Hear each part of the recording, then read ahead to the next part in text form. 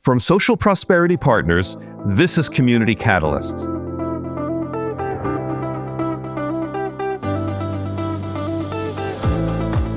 Welcome to Community Catalysts, the podcast that examines the qualities of community leadership and the many paths and forms it can take. I'm your host, Matt Lehrman.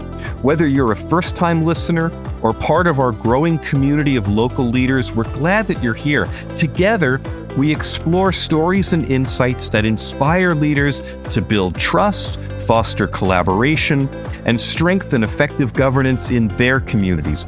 Be sure to follow or subscribe so you never miss an episode.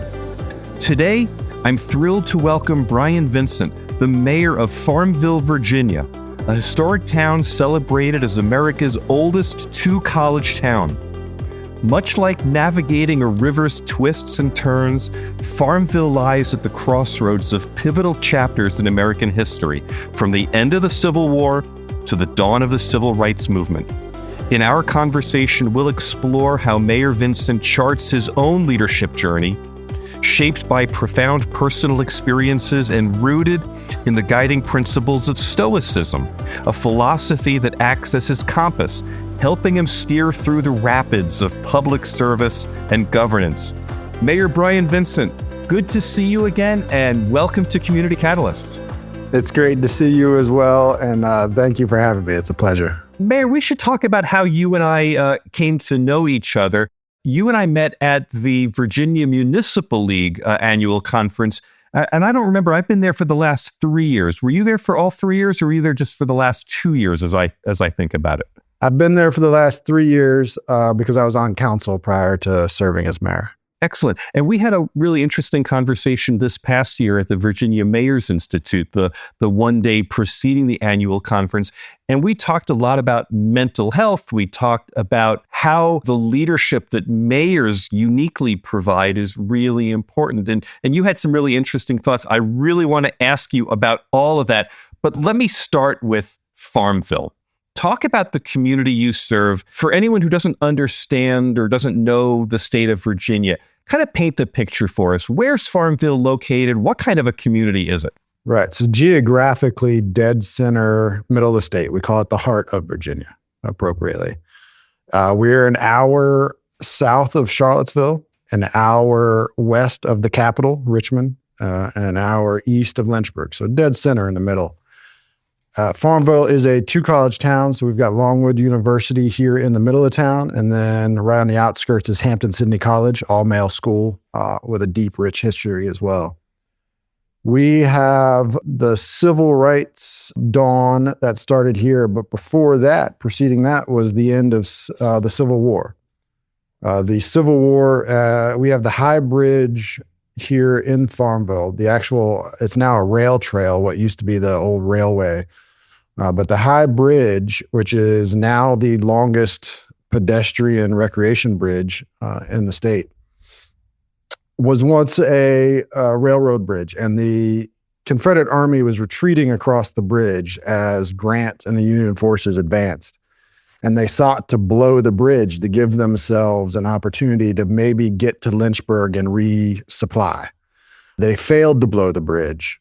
The Union troops forged across the High Bridge, and that led to the subsequent surrender in nearby Appomattox.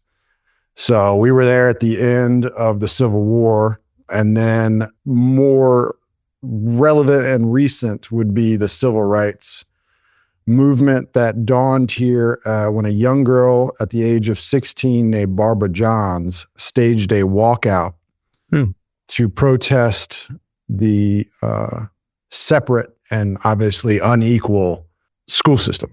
And that protest led to her hooking up with two Richmond lawyers who folded her case into the Brown versus the Board of Education case that would be the landmark case that changed public education forever. Her case was the only student-led case that got folded into that Brown versus Board of Education. So it was a pretty monumental moment that changed the scope of history, and it originated with a 16-year-old girl here in Farmville. It says something also about your community, that there is history and yet you're also very much need to be a forward-thinking community as well. What can you tell us about the responsibility and the challenge of balancing history with progress? Absolutely. And that is the key component, right? You think about maintaining that small town historic charm that people have grown to love with telling some stories that potentially bring up feelings that are complicated still, because those generations still are close to us. The vice mayor that I serve with, Vice Mayor Chucky Reed, who is a mentor and a dear friend of mine, he's a member of that generation, the lockout generation. We got locked out of school systems here in Prince Edward County following the push to integrate schools. Here in Prince Edward County, the school systems decided to close down the public schools for 5 years in massive resistance to desegregation. And Mr. Reed is a member of that generation that got locked out of the schools. He's risen to the level of vice mayor here in the town of Farmville and has been a mentor in my time. So that history sits with us every day, and we have to be cognizant of it. And we have to be willing to talk about it and tell those stories while also keeping an eye forward towards smart growth and equitable growth that benefits our community throughout it. I know that these are delicate situations, and I wonder, can I ask you more about that? Can I go a little bit deeper and ask you? Absolutely. So tell us, the words are wonderful. The words are, it's a balance. We have to have respect. But in practical terms, what's an issue that you've dealt with, perhaps something in the last year or so, where those sensibilities are still to this day so real and so potentially raw that the town's actually had to confront it, that it's actually had to live with it, even when it's difficult? I wouldn't say, well, in the last year, we've had some recreational things that we've talked about that kind of touch and dance a bit about it. I would say while I was serving on council, it was during the summer of the George Floyd tragedy, and a lot of Confederate monuments were coming down across the country. And there was a lot of discussion about that. Farmville had a Confederate monument in town. And council, I was on council at that time, we decided, with an interest towards public safety, some things we had heard about potential protests and things of that sort, that we would take our statue down and kind of square it away, like kind of put it away for a little bit. And so we took it down and we put it away. And that engendered a lot of raw emotions from many sides. There were folks who were very excited that happened. And then there were folks who have, that complicated duality of the South thing where, for many years, people felt this sort of cultural pride of the South, right? And it gets mixed in the mire of those Confederate symbols sometimes. What's a lesson that you take away from that experience that would help you in the future? I got into politics originally because I felt like I had an innate ability to listen intently to people that I disagreed vehemently with and not cast such harsh judgment that it disabled my ability to understand or to try to understand. And so it was an extension of that. It was a reaffirmation that we can disagree with people, we can have emotionally charged issues, but we can handle those delicate moments with a real intentional understanding and try to, if the idea in my mind, which is always to do the most good for the most amount of people, I think you can still do that in those very contentious emotional moments. Most good for the most number of people. That's your working definition of the public interest? It's a thing I follow. I mean, I think it originated from the conservation movement with Griffin Pinchot, who was a founding conservationist. So it's not mine. I don't want to claim it, but I think it was one of those originating statements, which was try to do the most amount of good for the most amount of people. And so I think of it at each decision point, trying to do the most amount of good for the most amount of people. Let's talk about you a little bit. You mentioned you joined the council, I believe, in 2018? Yes. and you were elected mayor in November of 22, which means what? You took office in January of 23. Is that right? Correct. So you've been mayor for 2 years now. Yes. Tell us the origin story. Did you run for council the first time, or were you appointed to council to begin with? So I ran for council. The council member who held that seat resigned a handful of months before the term ended. Miss Sally Thompson, rest in peace. She passed away recently. She was a great community member, and she was the council member for my ward. And so she was resigning. She was moving and retiring with her husband to North Carolina. And the council put out a notice that they were going to appoint somebody to fulfill the duration of that term. I got word that the council maybe didn't want to appoint somebody who was then going to run. And so I let it be known at that moment that I intended to run. I also sent in a letter of interest because it seemed silly in my mind to not say I was interested when I knew I was going to run. But I let everybody know up front, I intended to run. So don't appoint me if you don't want to appoint somebody who's going to run. And the impetus behind that was a moment with my wife where we were discussing the impact of the divisiveness of national politics on our children. And what I viewed from my background and my upbringing as a desire to provide a model for my kids about leadership in a real tangible way. And that concentric circles expanded out to the community at large and the next generation here. I wanted to provide an example of leadership that I felt could be a model going forward and would stand in contrast to some of the things we saw on a national stage. Let me get this straight. It's 2018. You're in business. You've got your family. You've got all these things going. The national political situation is divisive and angry. I'm interested what was happening in Farmville specifically at that moment. And in the midst of all of this, you said, I really want to put myself in the middle of all of this. I think that that's where I belong. Is that what you're telling me? It is. And I think I alluded to this in before the pre-questionnaire. My father was the commanding officer of a special operations unit in the Army. He was a West Point Army grad. He was one of the first Army officers invited to try out to be an astronaut. He was a leader, and he always put himself in the mix. His men would tell you that he was always the first to volunteer for the most dangerous missions. And that was who he was. And so he was killed when I was 14. It spun me out a fair bit in life. And it took me a long time to come back around. And when I did, it was because of those lessons that had been imparted to me. So in 2018, as I looked at the world, yes, I thought, I am... they say, what do they say? Like men who lose their fathers spend the rest of their lives trying to make them proud. Mm-hmm. And there's probably some aspect to that, to my journey, for sure. Tell us his name and a little bit about him. It's okay. I apologize. Not at all.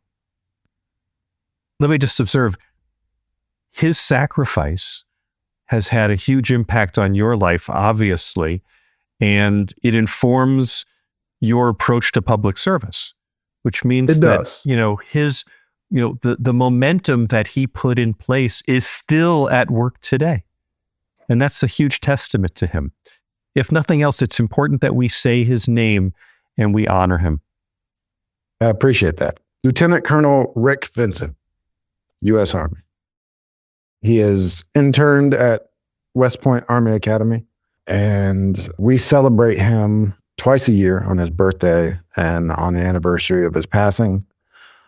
My kids know his story well. Many people still carry his story and tell his story. And so, yes, I appreciate that because it is important. And it is a guiding principle for me and the legacy that's most importantly in anything in my life that I leave with my girls. Is there some memory in particular that you carry of him that you think about to this day? A lot of times we reference, he would, because of the nature of what he did, sometimes he would literally randomly disappear. I can remember a Christmas where he disappeared and we had to watch the news to figure out that we were invading Panama going after General Noriega. And so that's where we figured he was. And I remember when he came back, I was I was a young man. And I remember being a little miffed that he had missed Christmas and New Year and stuff. And he just talked about the importance of that sacrifice and what it meant. Because he truly embodied that motto of duty, honor, country. There's another story. You hear people talk about, oh, I'm colorblind. I don't see color, right? When they talk about racial differences. In my household, we did. Like my father would make sure we did, because what he wanted us to see was all the mosaic of America who wore the uniform and what that meant. And so I carry that with me. So, Mayor, let's fast forward back to 2018. There's all this divisiveness going in, and you're sitting at home one day and you say to your wife, I think I need to be here.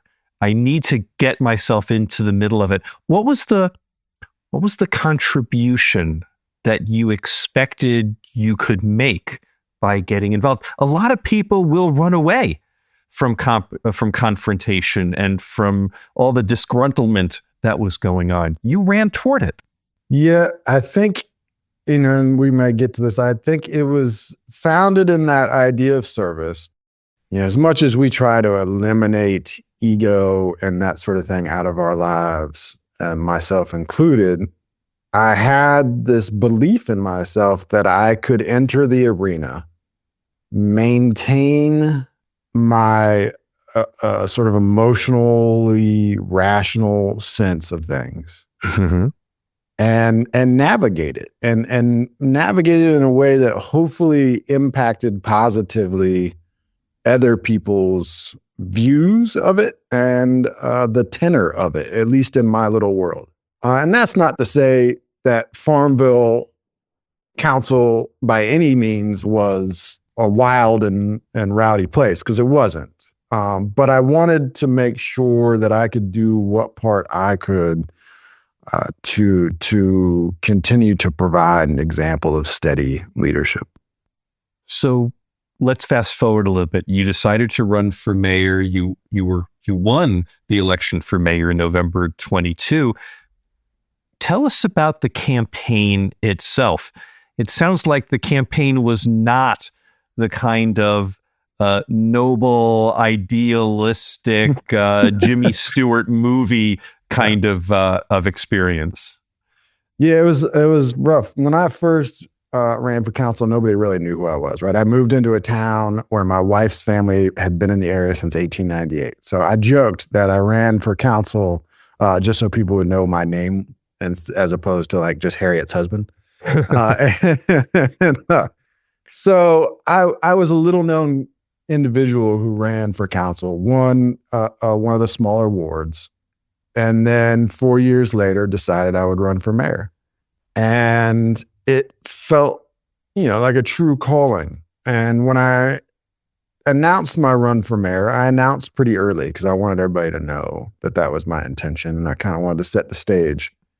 We've got an individual who's been a bit of a perennial runner. He was on council in the 80s for a term, and then has been a local businessman that whole time. Runs a business in town. And so has a well-established name, and has run for council and has run for mayor a couple of times, not having won. He decided to run again against me. And then, at first it started pretty normal. It was just, nobody knows who this guy is. He's not from here. He's too young. There's all the things, right? Just normal things, which was fine. But at some point I started hearing other rumblings. And then, much to my surprise, a packet started showing up on people's doorstep in a manila folder. And it was a packet filled with criminal charges against somebody with my name. And it was as if somebody Googled the name Brian Richard Vincent and then just threw everything that came up in this envelope. So there was people from all across the country. To be clear, none of these charges, whatever, were about you specifically. Right. And so some of them were some pretty severe felony charges. I had citizens in our community show up at my house with these folders and say, I don't know who sent this trash, but I don't want it. I'm giving it to you to throw away. And so people really rallied behind me. But I think part of what facilitated it was that I was a relatively unknown, and because of the racial tension that still exists, because my opponent was an elderly African-American member of the community. And so I elected to not really say anything about it. I just kind of sat in it, talked to the constituents who brought it to my attention. A lot of people wanted me to get mad, to attack, to go into the papers, to do it. And I just elected not to. And I had a lot of people who questioned that tactic. But for me, let me make sure I understand. All of this smut was fired at you, and you chose not to respond? You ignored it? So I chose not to respond. And I even invited my opponent to a couple of events. Like I was going to meet the candidate events, and I offered him space in those events to introduce his ideas and that sort of thing. And we even attended a few events together after that. And I still refused to make that a component of what I was speaking on. I wanted people to hear my ideas. And, people got really upset that I didn't strike back, but I told them at the end, if people like my ideas more, I'll get elected. Was your opponent speaking out and saying these things himself in public about you? No, just privately. So publicly he was distanced from the attacks on you? People didn't really know it was from him? Yes. The night I got elected, I didn't get a phone call from my opponent. And then a week went by and I didn't get a phone call. And I thought, okay, that's interesting. Then he sent a letter to our Commonwealth's attorney contesting my election. How could somebody be elected who was a felon? So they hired a special investigator to investigate all the charges in that envelope, and then wrote a letter stating that it wasn't me. You had to prove your innocence.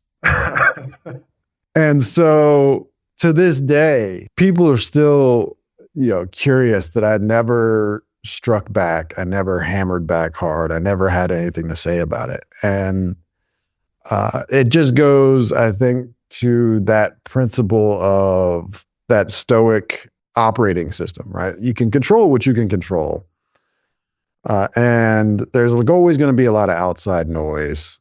There's always going to be people coming at you. When you enter the arena, I quickly found out that people are going to take shots at you. And if you allow yourself to get emotionally invested in those moments, it detracts from your mission. And I didn't want that to happen. You, as we were preparing for today, you told me what your campaign motto was. I want you to tell everyone what your campaign motto was. And then I want you to tell us what's the virtue of that. If people are throwing all kinds of crap at you, what's the virtue? Start with your campaign motto. The campaign motto is 3 words: decency, fortitude, community. There's a principle in there. Like, I believe in resiliency. There's a common cultural du jour these days is to project masculinity in this really hyper aggressive fashion a lot of times. And maybe it's a byproduct of who my father was as like a quiet warrior, somebody who I knew was one of the baddest men on the planet, but who never felt compelled to pound his chest, never told you about it, never he actually told you he did something different. And so maybe it comes from that principle, but I always wanted to show fortitude, strength, but show it in a way that you could be decent. I think Teddy Roosevelt said in a speech long ago that we need more decent people to be strong and more strong people to be decent. I'm paraphrasing. He probably said man because it was back then. But and so I think it had that virtue behind it. And the fact that if you had strong, decent people, you had a strong, resilient community that cared about each other. And so those things are foundational to me. You're saying that there's a virtue here beyond fight fire with fire. Yes. How can you make decency viral, right? We see how quickly we can make animosity viral. How do you make decency viral? That's the thing that drives me. Mayor, we talked, you've mentioned the word Stoicism a couple of times. I mentioned it in the introduction. When you and I first met at the Virginia Mayor's Institute, one of the things that made me pay attention to you was when you talked about Stoicism. And I had to go and do a little bit of reading and research. And what I understand is Stoicism is not a religion. It's a philosophy. And it's a philosophy of resilience and self-control and rationality. And I wonder if you could talk about two things. I want to know, where did your focus on Stoicism come from? Where did you adopt it? And I really want to know is, how are you applying that in your role as a civic leader? When I first attended college in my 20s, I started studying philosophy because I thought that's what I wanted to do, was study philosophy. And so I had touched a little bit on it there, but then moved, away from that as you're in your youth. And it was years later, I came across a book about marketing. And Ryan Holiday published a book called Trust Me, I'm Lying. And it was about modern day marketing and blogging and things that were going on in the world. And I remember really being struck by the way he articulated things. He followed that book up with a book called The Obstacle is the Way, which was primarily focused on Stoicism. So I read that. And it was that was like the real catalyst for me, because the idea that we were going to encounter obstacles, but that obstacle can become the way forward for you. And I liked that. And from there, I read Marcus Aurelius's Meditations, which is basically the most powerful Roman emperor writing a personal journal to himself about self-improvement and staying calm in the face of, he faced the Antonine Plague, he faced wars, he faced a coup, all the things. And here's this guy who's the most powerful person probably in the world at that time, could have been just doing whatever he wanted to do. And instead he was writing journals to himself about how to be a better human being. And so that made a huge impact on me and made me really think about the way in which I could utilize that philosophy as an operating system in what I knew would be a hyper emotional and contentious environment of politics. And so, yeah, I've been a dedicated studier of Stoicism since. I read it every day. I ruminate on passages. I journal myself. I talk to my kids about it. And I just find it to be a useful tool in controlling my own mind, right? Like the greatest battle is sort of that self-discipline. And if I can conquer that, then I'll feel pretty good. You're saying it keeps you mindful and purposeful. It does. It keeps you mindful and purposeful. And I tend to view myself as not very special, right? Like just, it's that kill the ego thing. But what I had to realize that sometimes there are people who want the mayor to be somewhere and they want to have the mayor interact with them. Whereas I tend to think I'm nobody special. You don't really need me to like do this or do that. But I had to recognize that is something that people sometimes desire. And what then I have to bring is that enthusiasm. And I have to bring what I view is, I said earlier, that aggressive decency, but I also believe in a very impactful, aggressive love. And so I have to be able to be willing to bring that, right? The firm belief and excitement I have for our community and what it can be and what we're building and cultivating here, I have to bring that into the arena as well. And I do find that those are the moments where I have to break that stoic character and embrace the celebratory nature of milestones and events and things that are of import to our community. Because you don't want a dour celebration. So yes, in those moments, it doesn't serve you well to be restrained. You have to embrace the moment and make sure you shower some love on your community. And I enjoy that. Mayor, in a time of division, cynicism, and distrust, where that often overshadows the work of government at the local level as well as the national level, what keeps you going? What makes the sacrifices of this kind of a job worthwhile from your perspective? What keeps you hopeful for the future? I talk about this a lot. I talk to a lot of the college classes about leadership and public service. And oftentimes they'll ask a similar question. And one, I'm inspired by the generations that are coming, right? I'm inspired by their enthusiasm for life. But what really keeps me going, sometimes public service can feel like you hand the public a mallet and just let them whack you with it. Mm-hmm. But then sometimes you get these real wins for a community. And sometimes they can be simple. Sometimes they can be as simple as using some of our ARPA funds for a splash pad in downtown area for our kids. And it can be something really simple like that summer, that first summer it opens, you look out there and you can just see the whole cross section of your town, parents and kids with joy on their faces. And you're like, that's a win. And it makes it all worth it, man. Like just that scene right there makes it all worth it. So when you can get those wins that feel good and feel like they have improved your community's resiliency, improved your community's health, and brought them together, that's what it's all about. Mayor Brian Vincent, thank you for being open to this conversation and for sharing your insights. It's been absolutely wonderful talking to you. Yeah, I appreciate you inviting me, and thank you for what I sometimes view as my wife tells me I'm very verbose, and so I thank you for letting me expound upon some of those Stoic philosophies and public service. I really appreciate it. It's a great learning experience. Again, thank you to my guest, Mayor Brian Vincent of Farmville, Virginia. If you enjoyed this episode, please rate and review it on Apple Podcasts or wherever you listen. Your feedback helps others discover the show. And don't forget to follow or subscribe so you never miss an episode. This episode was edited by Nick Living the Dream Tantillo. Our executive producer is John Little. I'm Matt Lehrman of Social Prosperity Partners. If you have a question or a comment about today's topic, I'd love to hear from you. Reach me at 602-688-2724 or Matt, M-A-T-T, at socialprosperity.us.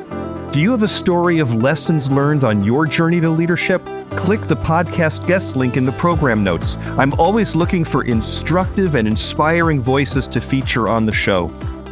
Today's conversation with Mayor Brian Vincent underscores that impactful leadership is rooted in resilience, inspired by the timeless principles of Stoicism, virtue, self-discipline, and wisdom, and brought to life through practical and purposeful action.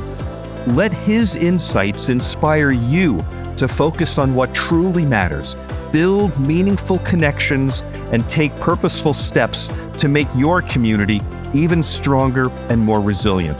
Thanks for listening. We'll be back soon with another Community Catalyst.